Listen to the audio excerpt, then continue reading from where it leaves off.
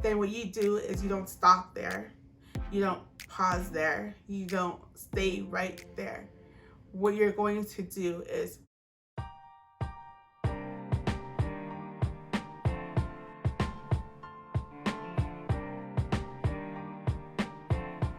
hey guys, welcome back to I Am In Your Beauty channel, where we love all things growth, food, and lifestyle.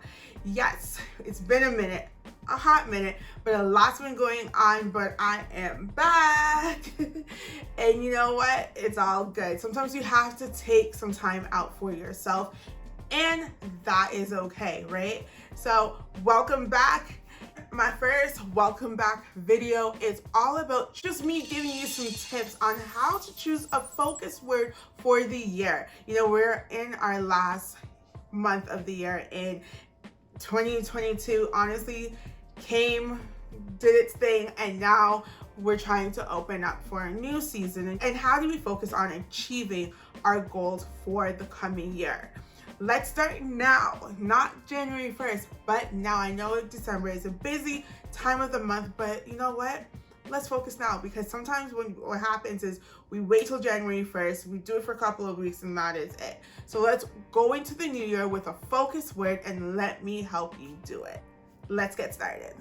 So before you even choose a focus word for the coming year, what I want you to do, number one, is honestly go in prayer and see how, God wants you to focus on a certain word. And we need the help of a higher power. We need God's help to help us focus on a certain word so that we can be the best version of ourselves and just walk into purpose, right? Tip number one on how to choose a focus word for the year is go in prayer. Tip number two, honestly, is choose a word that challenge you, but that does not drive you crazy. We want to elevate in life, right? We all do. We want to reach the next chapter in life. So choose a word that will challenge you, because where there is challenge, there is room for growth. Maybe that means getting out of your comfort zone and choosing a word that really pushes you. But not only push you, choose a word that helps produce action. So for example, my word is committed. As you can see right here, committed.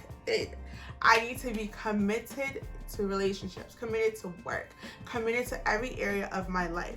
So then after, what I do is I have that word and be like, okay, how can I produce action with using this word in different areas of my life?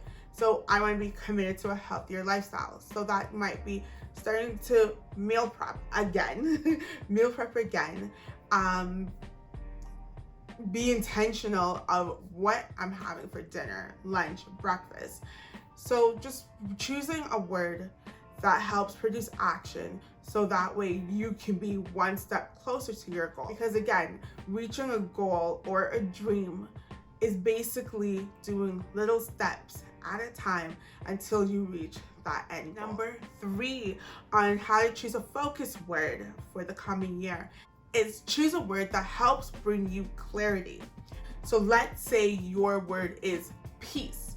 What you're going to do now is look at areas of your life and be like, okay, if certain things are not bringing you peace, for clarity, you need to cut it off. That word peace, what that looks like is cutting certain friends out of your life. Having a focus word helps you set priorities in your life. My word is committed, and I want to be more committed in my finances. What that looks like is I would cut off certain instant gratification for a long goal, term, or gain. Having that focus word helps you gain clarity and set priorities in your life as well. Tip number four, choose a word that is true to you. True to you. Don't choose a word that Tom, Dick, and Harry has. It's not gonna help you gain clarity, but choose a word that is true to you and true to your values.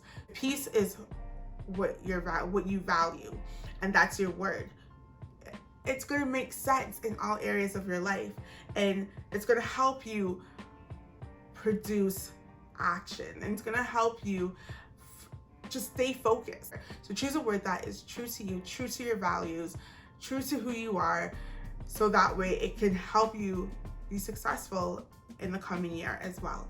So tip number 5 is, once you choose your word, make it visible all over, accessible, that you can see it. Because if you don't see it, like, how would you focus on that word? Focus is visual too.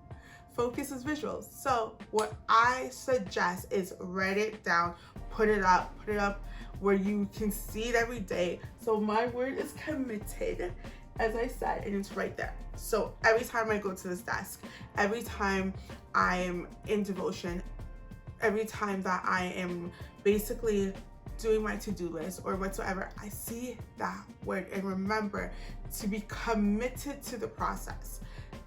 Committed to the process 100%. Like, I honestly promised myself to, whatever I want to be committed to, do it for a year and see what God can do. Because like, sometimes we are committed on January 1st and that is it.